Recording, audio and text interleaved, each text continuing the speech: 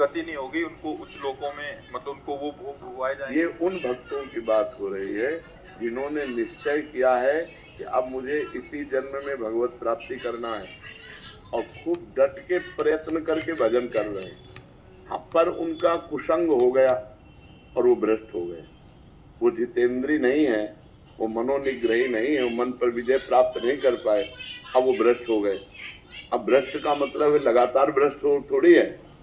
अब वो भ्रष्ट हो गए, प्रयासरत थे भजन में, उनका लक्ष्य था भगवत प्राप्ति और शरीर पूरा हो गया, भगवान के दर्शन नहीं हो पाए, भगवत प्राप्ति नहीं हुई, तत्वबोध नहीं हुआ, तो उस भ्रष्ट का क्या गति होगी? भगवान श्री कृष्ण से अर्जुन जी ने पूछा तो उस भ्रष्ट की क्या गति होगी? तो भगवान ने बताया कि ऐसे जो भ्रष्ट होते हैं वो नरक तो जा नहीं सकते, क्योंकि भगवान का नाम जप करते थे, भगवान के मार्ग में थे, भगवान के आश्रित थे, वो नर्क नहीं जा सकते। अच्छा, उनका पतन नहीं हो सकता, क्योंकि जैसे आपने 500 नाम जप किया तो आपके 500 नाम तो स्टॉक में जमा है, अब आप भ्रष्ट हो गए, गलत आचरण किए, तो उसका आपको दंड मिलेगा, लेकिन वो दंड खत्म होते ही आप 500 भजन से ऊपर चलेंगे, 499 नहीं, पूरे 500 भजन से ऊपर आपकी गति होगी। तो अब जैसे उनका शरीर छूटा तो उनको पुण्यवान के लोकों में ले जाया जाता है, स्वर्ग आदि लोकों में। स्वर्ग आदि लोकों में जैसे वो स्त्री से भ्रष्ट हुए या जिससे भ्रष्ट हुए, वो सारे भोग उनको दिए जाते हैं।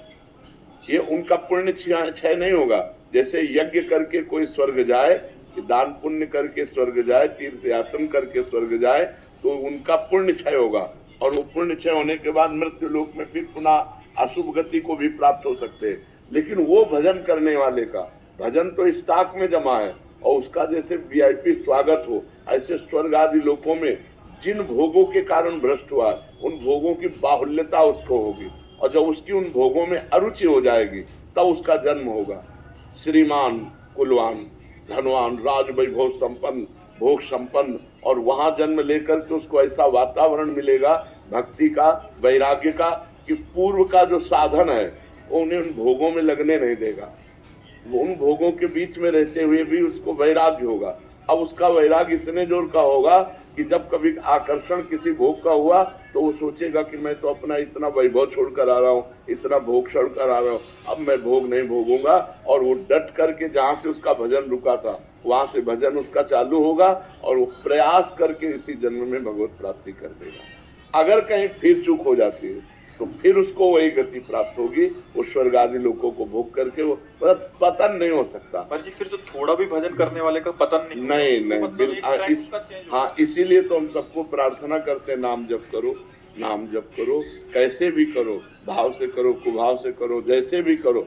मानो आप बुरी आदत नहीं छोड़ पा रहे तो भली आदत पकड़ लो ना, तो कम से कम तुम्हारे पास बुराई के साथ साथ बहुत बड़ा भजन भी तो है जो तुम्हारी हर जगह रक्षा कर लेगा, तुम्हारी बुराइयों का नाश करके ये तुम्हें उन्नति प्रदान करेगा। हम गलत बात नहीं छोड़ पा रहे, हम असमर्थ है, तो सही बात भी तो पकड़ लो, राधा राधा बीच में डाल लो, तो आपकी जो जो अशुभ गति होने वाली वो नहीं होगी, आपकी अशुभ गति नहीं होगी, आपका जो असत भाव है वो नष्ट हो जाएगा और ये सद्भाव एक दिन आपको भगवत प्राप्ति करा देगा। इसीलिए पूज्य राधा बाबा ने कहा, एक बार भी जो राधा कृष्ण बोला उसने मोक्ष के लिए कमर कस लिया। एक बार भी राधा कृष्ण बोला तो उसने मानो मोक्ष के लिए कमर कस लिया।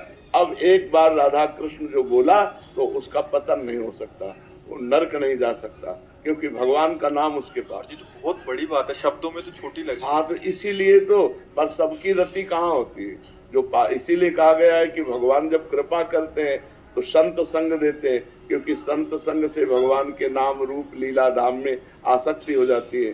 बिना सत्संग के नाम जप होगा ही नहीं, तो अगर नाम थोड़ा भी जप लिया तो मंगलमय हो जाएगा, उसका पतन नहीं होगा, वो कभी अधोगति को प्राप्त। नामे भक्ता प्रणश्यति अपचेत सुदुराचारो भजते माम अनन्य भाग साधुरेव समन्तव्य सम्यक व्यवसिता। ऐसा सुदुराचारो माने होता सांगोपांग दुराचार करने वाला, भरपूर दुराचार करने वाला।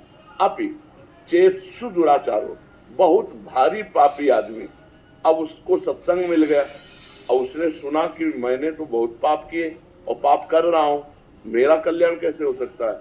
एकमात्र भगवान ही है जो हमारा कल्याण कर सकते हैं।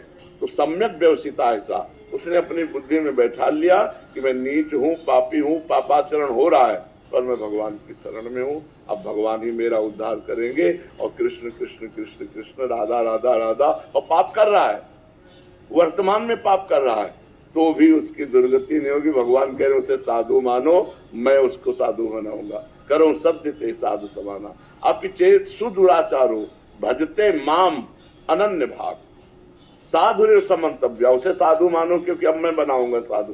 क्षिप्रम भवति धर्मात्मा, अब मैं उसे शीघ्र धर्मात्मा। और भगवान जिसे साधु बनाना चाहे वह असाधु रह कैसे सकता है? तो दुराचारी हो करके भी यदि वो भगवान का आश्रय लेकर नाम जप करता है तो वो नरक नहीं जाएगा, वो भगवान की प्राप्ति के मार्ग में जहां से गिरा है उन भोगों को स्वर्ग आदि लोकों में भोगेगा। जो बड़े बड़े पुण्यात्माओं के लिए दुर्लभ वस्तु है वो उस भजनानंदी को भोगने को मिलेगा, और फिर बड़े पवित्र कुलों में, राज वैभव कुलों में उसका जन्म होगा। कोई साधारण नहीं, क्योंकि नाम जप उसने किया है, इसलिए नाम जप अवश्य करना चाहिए।